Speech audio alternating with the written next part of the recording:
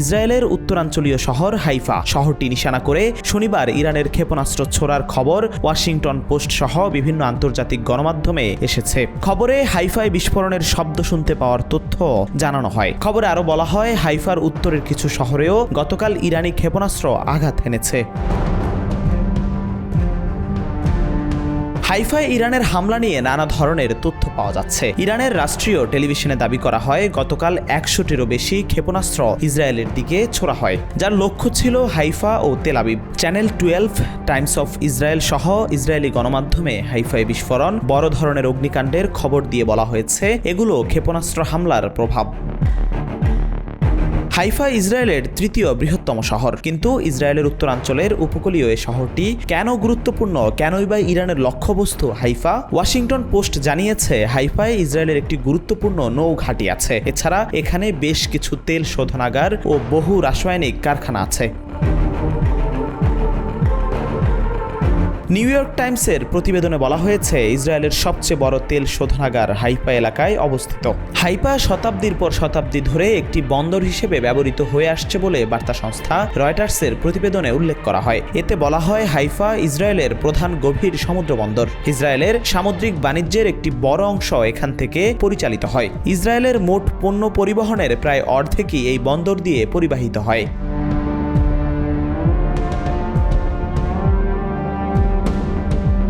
বাণিজ্যিক কার্যক্রম নির্বিঘ্ন রাখতে হাইফায় আয়রন ডোম স্থাপন সহ নানা প্রতিরক্ষামূলক ব্যবস্থা ইসরায়েল গ্রহণ করে রেখেছে বলে জানায় রয়টার্স। ইন্ডিয়ান এক্সপ্রেসের প্রতিবেদনে বলা হয়েছে, হাইফায় অবস্থিত নৌঘাঁটি, তেল শোধনাগার ও রাসায়নিক কারখানাগুলো তেল আবিবের জন্য অত্যন্ত গুরুত্বপূর্ণ হিসেবে বিবেচিত। হাইফায় ইরানি হামলা প্রত্যাশিত ছিল বলে উল্লেখ করেছে আল জাজিরা। কারণ হিসেবে বলা হয়েছে, এই শহরে গুরুত্বপূর্ণ গ্যাস অবকাঠামো রয়েছে। আল জাজিরার প্রতিবেদনে বলা হয়, বিশেষ করে হাইফায় ইরানের হামলা এই ইঙ্গিত দেয় যে তেহরান তার অঙ্গীকার অনুযায়ী পাল্টা জবাব দিচ্ছে। কারণ তেহরান বলেছিল, ইসরায়েল যদি ইরানের বেসামরিক অবকাঠামো বা জ্বালানি স্থাপনায় হামলা চালায় তাহলে তারাও ঠিক একই রকম জবাব দেবে।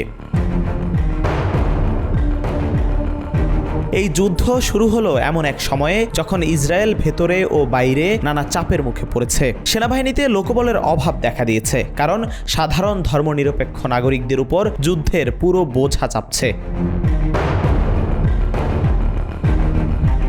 অথচ আলট্রা অর্থোডক্স ইহুদিরা এর দায় নিচ্ছেন না। এ নিয়ে জনগণের মধ্যে ক্ষোভ বাড়ছে।